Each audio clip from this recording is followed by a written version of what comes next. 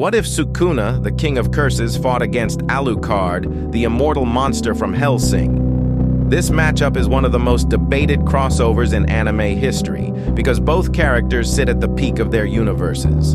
To understand who would actually win, we need to break down their abilities, durability, and fighting styles. Let's start with Sukuna. In Jujutsu Kaisen, Sukuna is essentially a walking natural disaster. With his overwhelming cursed energy, he can casually slice through cities with dismantle, a technique that automatically cuts anything he wants with pinpoint accuracy.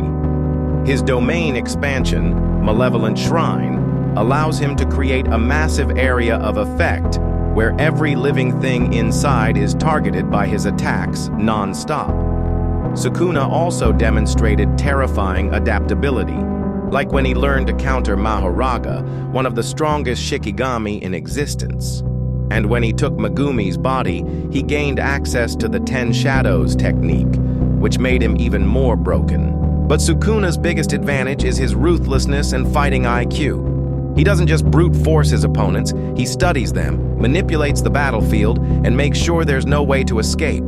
In his fight with Gojo, Sukuna combined strategy, timing, and cursed techniques to overcome someone who was considered unbeatable. That shows us he's not only powerful, but also intelligent in how he applies his abilities. Now let's look at Alucard. In Hellsing, Alucard is not just a vampire, he's the vampire. He's virtually immortal because of his regenerative powers and the countless souls he's absorbed over centuries. Every time he's killed, one of his souls takes the hit, allowing him to come back immediately. That's why Alucard isn't just hard to kill. He's practically impossible to put down permanently. Alucard also has insane versatility. He can summon familiars, shapeshift, control shadows, and even weaponize the souls within him. His speed and strength are monstrous, and his regeneration makes him able to tank damage that would kill almost anyone else. On top of that, Alucard can go into his true form, releasing all of the souls he's absorbed, which unleashes an army of monstrous beings to fight for him while he becomes even more unstoppable. What makes Alucard even scarier is his mind. Unlike many villains who get arrogant and sloppy, Alucard enjoys being pushed to his limits. The more dangerous his opponent, the more dangerous he becomes, because he's willing to adapt and evolve during battle. He doesn't just want to win, he wants to completely break his enemy. So, how would Sukuna versus Alucard actually play out? If we imagine them meeting, the fight starts explosively. Sukuna would immediately unleash Dismantle and Cleave, testing if Alucard can regenerate from being shredded apart. At first, it might look like Sukuna has the upper hand, since his cuts can slice anything. But here's where Alucard's broken regeneration kicks in. Each time he's destroyed, a soul takes the blow, and Alucard comes back like nothing happened. Sukuna would realize quickly that brute force isn't enough. Meanwhile, Alucard would begin counterattacking. Using his shadows and familiars, he would swarm Sukuna with endless monsters, while his main body keeps coming back. Sukuna has the edge in technique and precision, but Alucard's endurance and numbers start overwhelming him. The fight becomes less about who's stronger and more about whether Sukuna can truly erase Alucard permanently.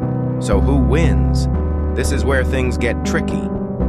Sukuna's abilities are incredibly destructive, but his main weakness is that he can only cut and destroy what's in front of him. He doesn't have an erasure ability that completely negates regeneration on Alucard's level. Alucard, on the other hand, thrives in drawn-out fights. As long as he has souls, he cannot be permanently killed. Eventually, Sukuna would realize he's in an unwinnable situation. Every time he destroys Alucard, the vampire just comes back, laughing harder and sending more monsters at him. Even Sukuna's intelligence can't compensate for the fact that Alucard doesn't stay dead. In contrast, Alucard doesn't need to figure Sukuna out completely. He just needs to keep regenerating and pressing until Sukuna is worn down. That's why in this matchup, the winner is Alucard. His immortality and endless arsenal make him one of the few characters who can outlast someone like Sukuna. While Sukuna might dominate early on, over time, Alucard's regeneration, his familiars, and his true form would simply overwhelm the King of Curses. This isn't to downplay Sukuna, he's a god-tier fighter, but against someone who literally cannot die, his powers eventually fall short.